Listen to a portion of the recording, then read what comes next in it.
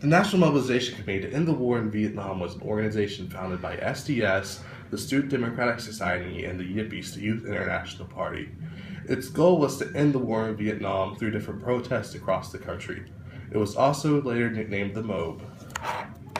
On April 15, 1967, there were protests in New York and San Francisco. In New York, there was an estimated 100,000 to 125,000 that attended, and in San Francisco, there was 75,000 people that supported the rally. The New York Times, titled "Many Draft Cars Burned," were describing the events that happened in Central Park by many youth. There were almost 200 draft cars that were burned, including one of the individuals, Gary Rader. He was a uniformed Green Beret.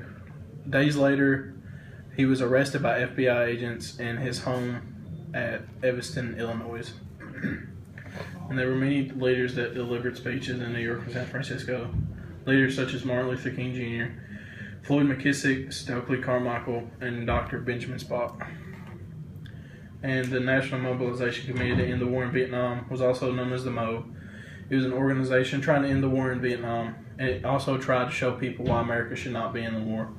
And according to the Harvey Richards Media Archive, up to its time, the Spring Mobilization was the largest anti-war demonstration in U.S. history.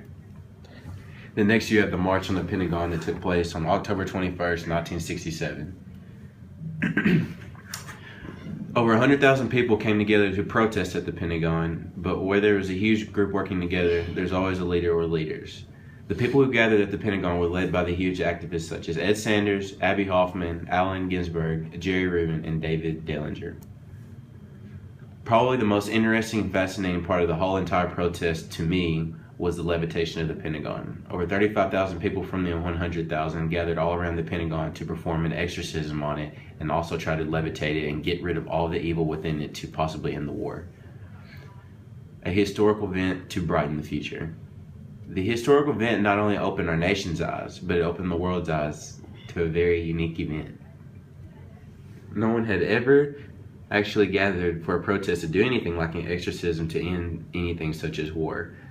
But what stood out to me is whenever I did the research on this event sparked similar events to happen, like people gathering around for the World Trade Organization in 1995 in Portland, Oregon. In 1968, there was a Democratic convention in the city of Chicago. Before the convention happened on April 4th, Martin Luther King Jr. was assassinated in Memphis, Tennessee. After his assassination happened, there were many protests in many cities of America, including Chicago. At the time, Chicago's mayor was Richard Daley. He set curfews for the city.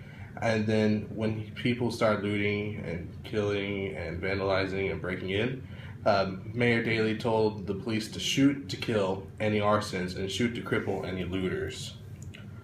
At the start of the convention, on the first day, they had an event march called Meet the Delegates, where they started at Grant Park and marched around Chicago.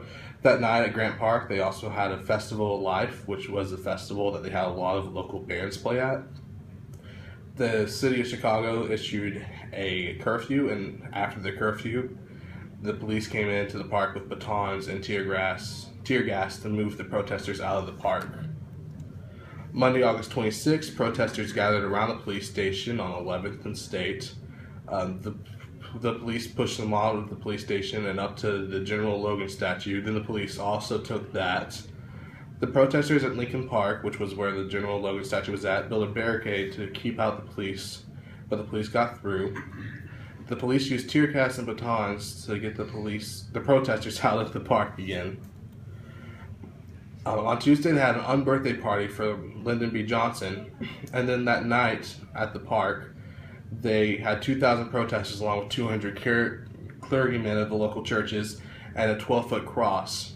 After the curfew, the police broke in again with tear gas and police batons. The clergy members left the cross at the park, thinking they could come back the next day and get it. Unfortunately, the cross was gone and they never got it back. On Wednesday the 28th, they had about 10 to 15,000 protesters gathered at Grant Park to listen to speakers. The police heard about the peace plank being voted down within the convention. The protesters took down the American flag and raised up a blood-spattered t-shirt. 6,000 tried to march to the amphitheater where the convention was being held, but they got stopped at Michigan Avenue They eventually found a way around through Jackson Street Bridge. Then the police used tear gas and police batons to disperse. On the last day of the convention, protesters made more attempts to try to get to the amphitheater, and the National Democratic Convention ended with Herbert Humphreys winning the nomination. The final numbers for the convention were 589 arrests made.